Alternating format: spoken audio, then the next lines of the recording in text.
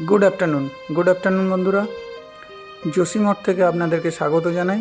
আমরা উত্তরাখণ্ডের চারধাম যাত্রায় রয়েছি এবং লাস্ট ধাম অর্থাৎ বদ্রীনাথ ধামের উদ্দেশ্যে বেরিয়েছি। এখন যোশীমঠে রয়েছি। আগের ভিডিও যদি না দেখে থাকেন ডেসক্রিপশন বক্স থেকে দেখে নিন কতটা কি আমরা এসেছি, কিভাবে এসেছি।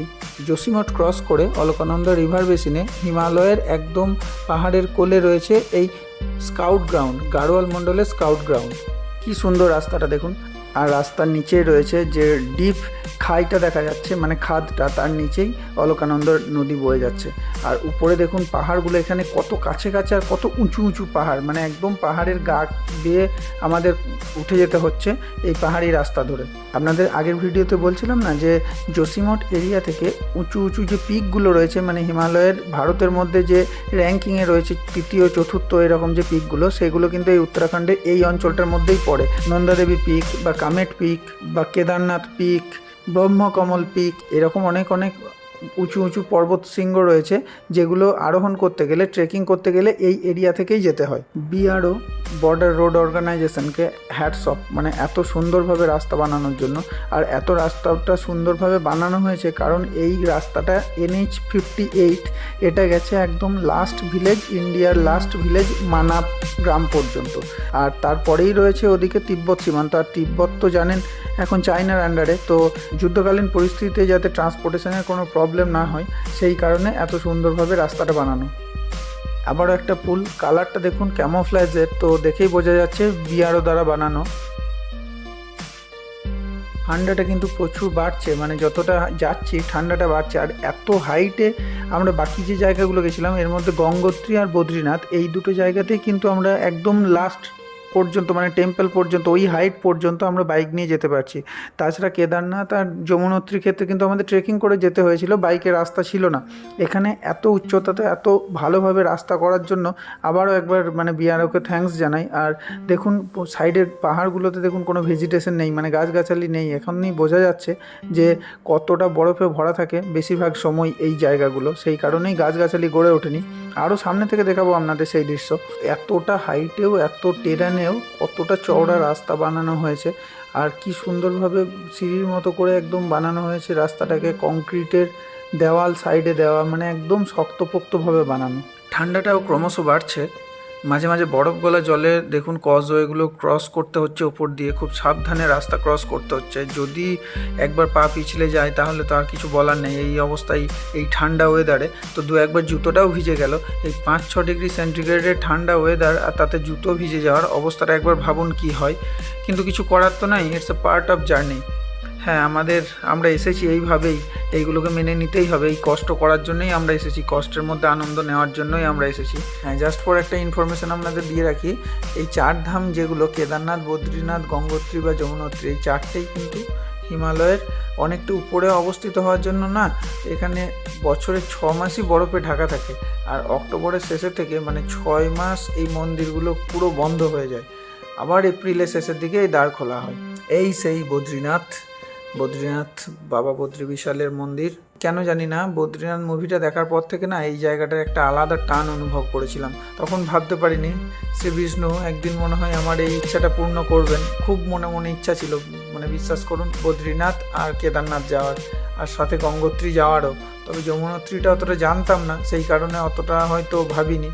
দেখুন মন্দিরের সামনেটা কি সুন্দর, একদম ফুল দিয়ে সাজানো পুরোটাই। আর ভিতর থেকে ফটোগ্রাফি নিষিদ্ধ, সেই কারণে আপনাদের আর দেখাতে পারলাম না, এইটুকুই। আর এই সামনে দিয়ে যেটা বয়ে যাচ্ছে এটা হচ্ছে ওই অলকানন্দা নদীটাই। বদ্রী বিশালকে, শ্রী শ্রী বদ্রী বিশালকে প্রণাম করে এবং পুজো দিয়ে আমরা ধন্য হলাম। আমাদের মানসিক একটা শান্তি অনুভব করছে এই এরিয়াটায় এসে। চারিদিকে পুরো পাহাড়গুলো, জাস্ট একটু দূরেই যে ঢিল ছড়া ডিস্টেন্সে পাহাড়গুলো রয়েছে পুরো বরফে ভরে রয়েছে। ফাইনালি আমরা মানার পথে। We are very excited. আমাদের হাতে টাইম রয়েছে, তো আমরা মানা থেকে একবার চলুন ঘুরেই আসি, আপনাদের দেখাই সেই লাস্ট ভিলেজ, ইন্ডিয়ার লাস্ট ভিলেজ। আমাদের বলতেই একটা কেমন শিহরিত হচ্ছে, গা কাঁটা দিয়ে উঠছে। এত সুন্দর, এত মানে হিস্টোরিক্যাল একটা প্লেসে আমরা যেতে চলেছি। এই কজওয়েগুলো দেখুন, ঝর্ণাগুলো কেমনভাবে, মানে কত ডিফিকাল্ট আস্তে আস্তে ক্রস করতে হচ্ছে গাড়িগুলো। আর পাশেই রয়েছে এত বড় বড় খাদ।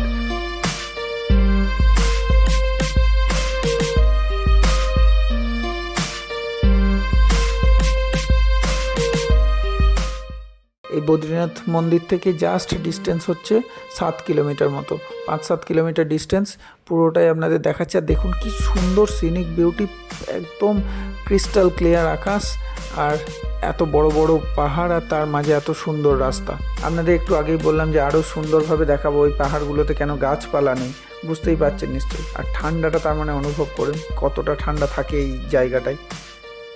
এই এরিয়াটা মানে লাদাখ টাইপের, লাদাখে যারা বাইক রাইড করে বা ব্লগে দেখেছি এই টাইপেরই লাগে। ফাইনালি আমরা মানা গ্রামে পৌঁছে গেছি, ইন্ডিয়ার লাস্ট ভিলেজ। মানে ক্যান ইউ ইমাজিন, ভাবতে অবাক লাগছে আমাদের, একদম তিব্বত সীমান্তে পৌঁছে গেছি। আর এত বড় কনস্ট্রাকশনের রাস্তা, মানে বড় রাস্তা তৈরি হচ্ছে, পাহাড় পুরো একদম বরফে ঢাকা। এইগুলো আর কিছুক্ষণের মধ্যেই, কিছুদিনের মধ্যেই হয়তো বরফে ঢাকা হয়ে যাবে। এই জায়গায় দাঁড়িয়ে কেমন লাগছে আপনাদের অবশ্যই কমেন্ট করে জানাবেন।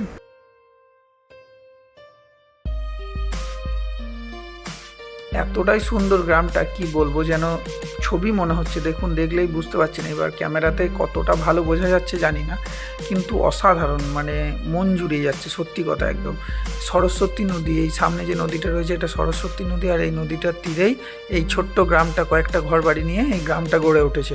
এখানে কয়েকটা রিসর্টও রয়েছে, মানে থাকার জন্য হোমস্টে বা রিসর্ট এখানে রয়েছে, কিন্তু বহুত কস্টলি। আর থাকাটা এখানে পারমিশনের ব্যাপার আছে কিনা, সেই কারণে আমরা গেলাম না।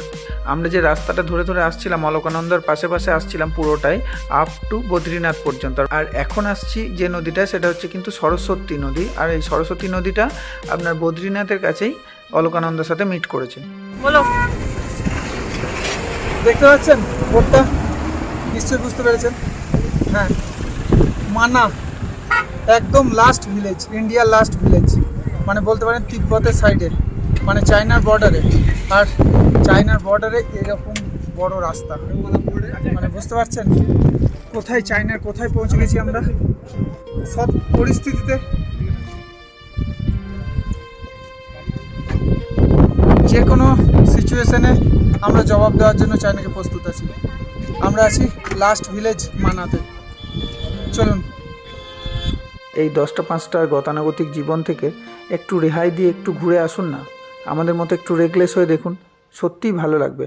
এতটা সুন্দর পাহাড়ের এতটা কোলে এসে, হিমালয়ের কোলে এসে যে কি নিবিড় শান্তি পাবেন, মানে বলে বোঝানো যাবে না, জাস্ট ফিল করতে হবে, না এলে এই ব্যাপারটা বোঝানো যায় না। আমাদের এই সাথে সাথে 4 ধাম যাত্রাটা পূর্ণ হলো। এবার ফেরার পালা, একদম আমরা হরিদ্বার পৌঁছে গেলেই আমাদের এই যাত্রা পুরোপুরি কমপ্লিট হবে। তো সাথে থাকুন। এই রাস্তায় আমরা ওই 45 কিলোমিটার মতো আবার জার্নি করে যোশীমঠে পৌঁছাচ্ছি। চলুন একদম সরাসরি যোশীমঠে গিয়ে একদম হোটেলে গিয়ে কথা হচ্ছে। ফাইনালি আমরা 4 ধাম যাত্রা কমপ্লিট করলাম, উত্তরাখণ্ডের 4 ধাম যাত্রা। একটা বিশাল বড় আমাদের লাইফের অ্যাচিভমেন্ট, মানে পাওনা বলতে পারেন, যেটা কমপ্লিট হলো। আমি আর আমার মিসেস দুজন মিলে এই যাত্রাটা কমপ্লিট করলাম। আপনারা প্রথম থেকেই সেই দৃশ্য দেখেছেন। আর এতটা সাপোর্ট করার জন্য অনেক অনেক ধন্যবাদ। আমরা এখন রয়েছি যোশীমঠে, উত্তরাখণ্ডের যোশীমঠে। বদ্রীনাথ কমপ্লিট করার পর আমরা একটু নিচের দিকে নেমে এলাম, কারণ কাল আমাদের হরিদ্বার পৌঁছাতে হবে। এখনো যোশীমঠ থেকে হরিদ্বার 210 কিলোমিটার বাকি, পাহাড়ি রাস্তা চলতে হবে। তো কাল আমরা সকাল সকাল বেরোনোর চেষ্টা করব, আর তারপর ট্রেন ধরে কলকাতা। এবার আপনাদের কয়েকটা কথা বলি, যে আপনারা প্রচুর সাপোর্ট করেছেন, তার জন্য অনেক অনেক ধন্যবাদ। আরও লাইক, শেয়ার এবং সাবস্ক্রাইব করুন, এটা আমাদের অনুরোধ। অবশ্যই চ্যানেলটির সাথে জুড়ে থাকুন। Stay tune.